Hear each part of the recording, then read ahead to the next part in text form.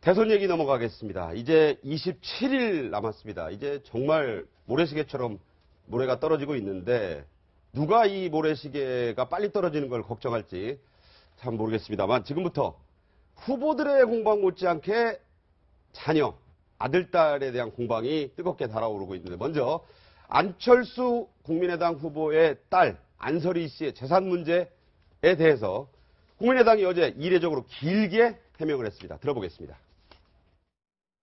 본인의 2017년 4월 현재 재산은 예금과 보험을 포함하여 약 1억 1,200만 원입니다.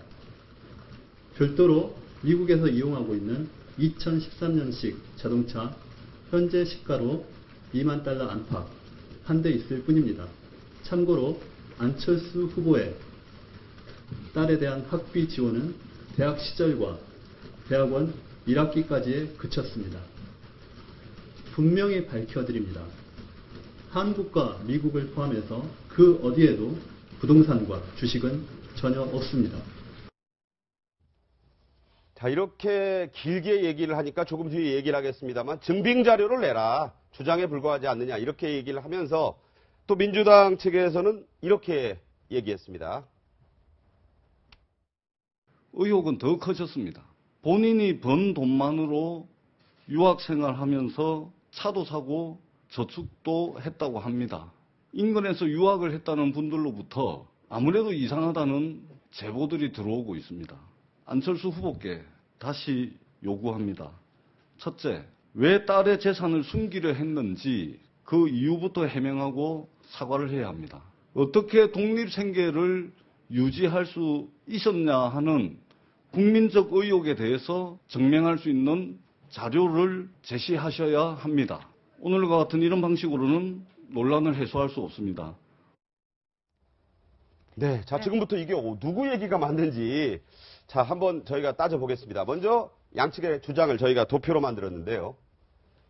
자 국민의당에서는 안설희 씨의 총 재산이 1억 1,200만 원 예금연금 포함해서 그렇다. 그런데 2013년에 또 자동차 2013년식 자동차 한 대, 이거 한 2만 달러 된다. 주식과 부동산은 어디에도 없다. 자, 더불어민주당 스탠포드 대학교 조교비를 3만 불 남짓해서 받은 게 1억 3천만 원이고 예금은 한 2천만 원 증가했고 차 사는 데 한 4천만 원 썼고 기숙사비가 4년간 한 7,200만 원. 그러면 생활비를 하나도 안 썼다는 얘기냐 이렇게 얘기합니다. 그렇죠. 이 대차 대조표가 지금 안 맞다는 걸 민주당 측에서 주장하고 있는 겁니다. 네. 그럼 어디선가 그러면 그 차이 나는 돈을 누군가로부터 지원받았을 거 아니냐. 그럼 결국 부모로부터 지원받았을 텐데 그런 지원이 그냥 일상적인 생활비 조금으로 간 것인가 아니면 상당한 수준으로 재산 증여로 간 것인가. 증여세를 안 낼 정도인가. 그런 문제에 대한 문제제기죠. 그래서 이제 어쨌든 국민의당의 그 해명하는 건 좋았지만 그 해명이 여전히 어문이 남을 수밖에 없는 상황이고 그 부분에 대해서 다시 문제를 제기했다고 봅니다. 저 제기는 타당한 제기라고 타당한 얘기했습니다. 제기다. 아니, 그런데 그거를 감안을 하셔야 되는 것이 그 안철수 후보 딸이 2013년까지 재산 공개를 했어요. 재산 공개했습니다. 2013년에 마지막으로 했는데 그때 재산이 9,394만 원이 있었다고 이야기를 했습니다. 네. 그리고 지금 1억 2천이죠. 그러면 한 3천 정도 벌어난 것이고. 1억 1,200만 원이라고 국민의당은 이야기했고. 그렇다면 그 갭이 그렇게 크지 않아요. 그 늘어난 것이. 한 3천만 원 정도? 네, 한 3천만 원인데 본인이 미국에서 스탠포드에서 뭐 3만 불, 4만 불 정도 연봉을 받았다고 하니 네. 그 부분은 어느 정도 저는 해명이 된다고 봅니다. 그 부분에 대해서는. 네. 그런데 다만 그렇다면 이게 과연 딸 그 안설희 씨가 네. 그 공개 거부 대상이 되느냐? 독립생계자로서 네. 되느냐? 만약에 이것이 본인이 그 독립생계를 한 게 아니고 국내에서 뭐 송금을 받았다든지 아버지나 이렇게 받았다든지 하면은 그것이 독립생계 대상이 아니기 때문에 그 재산을 공개를 하셔야 되고. 네. 그리고 특히 2013년 이후 2014년부터는 14, 15, 16, 17. 본인이 그 대선 주자로 계속 떠오를 때입니다. 대통령 선거 나오려고 할 때예요. 적어도 16년까지. 16년까지. 3년. 그렇다면은 그것이 2013년까지 고지하던 것을 굳이 거부할 필요가 없었던 것이죠. 네. 큰 어떤 하자가 없었다면. 그렇습니다. 우리가 소송으로 얘기를 한다고 하면은 소장을 내면서 뒤에 증거를 안 붙인 격이다. 이렇게 얘기할 결첨 수 자료가 있습니다. 없다? 그렇습니다. 네. 지금 그렇기 때문에 네. 지금 민주당 같은 경우에는 증거를 대라 이렇게 하는 것 같은데 그 언론 보도를 보면은 이와 같은 소장 같이 주장을 한 다음에 괄호 열고 증거를 다 기재를 해놨습니다.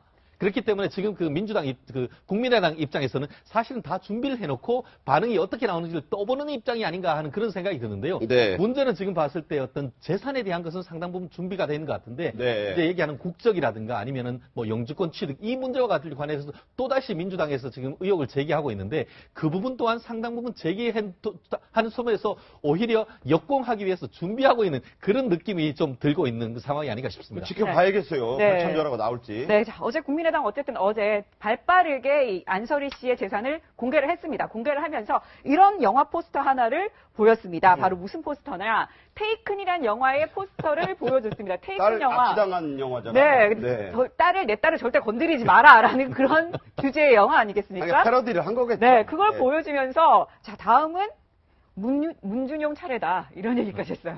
네, 제가 보기에는 국민의당 제대로 걸린 것 같습니다. 되로 주고 말로 받는다고 이 박지원 대표의 문모닝, 문이브닝, 즉 문재인 후보의 대세로를 꺾기 위해서 40일이 넘게 100여 차례의 문재인 후보만을 공격을 했는데 이래서 현재 더불어민주당이 진행하고 있는 네거티브전을 하지 말라라고 할 명분이 좀 없어졌습니다. 네. 그런데 문제는 뭐냐면 저는 이 두 주장이 무엇이 옳은지 잘 모르겠어요.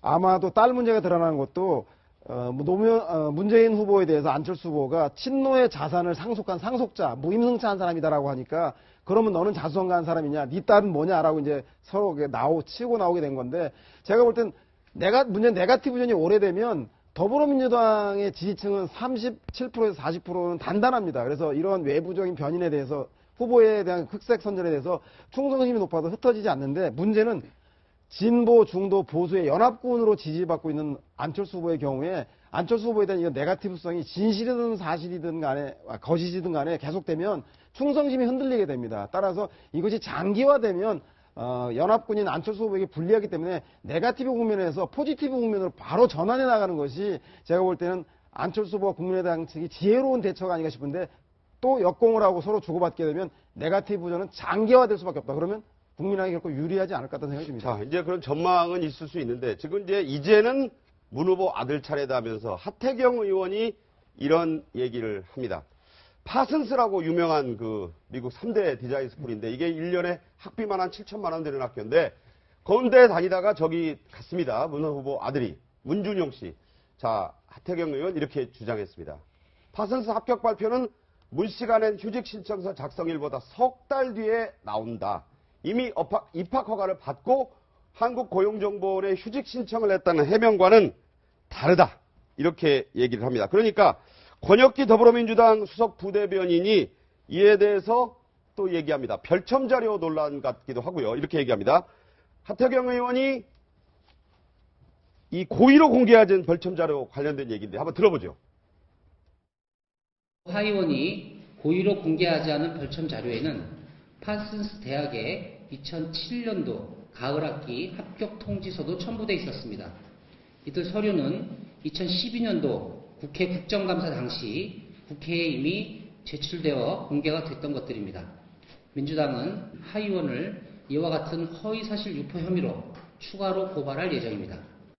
비교적 전선이 단순할 수 있어요. 왜냐하면 저게 작성된 별첨 자료가 이게 석 달 뒤에 것이 맞느냐 안 맞느냐, 별첨 자료는 있었느냐 이 부분 아닙니까? 그렇습니다. 하태경 의원 입장에서는 전면에 쓰여 있는 것만 딱 제출을 했는데 뒷면에. 그렇죠. 한마디로 뒤에 아까 좀 전에 소장만 있지 뒤에 이제 증거를 안 붙였다는 건데 결국 민주당 같은 경우에는 하태경 의원이 뒤에 뻔히 붙어 있는 걸 알고 의도적으로 떼고 이 앞에 있는 것만 얘기했기 때문에 그 자체가 의도적으로 했는 허위사실 유포다라고 하고 있는데 지금 제가 봤을 때도 지금 이 사실이 맞다라고 한다고 하면은 오히려 민주당 측이 상당 부분 이 부분에 대해서는 우위를 점할 가능성이 있는데 조금 더 있어봐야 될 것은 하태경 의원이 어떤 식으로 반응을 나오는지 그 부분을 지금 그게 사실이기 때문에 죄송하다고 나올 것인지 아니면 또 다른 어떤 의혹을 들고 나오실지 지금 이 부분은 조금 지켜봐야 될 것 같습니다. 네. 글쎄요, 지금 사실은 문주영 씨, 문재인 후보의 아들 문제는 네네. 사실은 노동부에서 감사를 2번이나 하지 않습니까? 그렇죠. 그리고 2007년. 감사 결과가 네. 다 나와 있지 않습니까? 2007년 있고 또 이명박 정부 때 한 번 더 했죠. 네, 2번. 특히 이명박 정부 때 했을 때는 어쨌든 이명박 정부가 참여정부를 굉장히 핍박하고 있던 때고 정치적으로 타격을 받고 있을 때였는데 그때 했던 그 자료들에 다 이미 공개가 돼 있는 상황이기 때문에 물론 이제 그 자료에 대한 해석 여부는 정치적 입장에 따라서 각각 다를 수가 있는 거죠.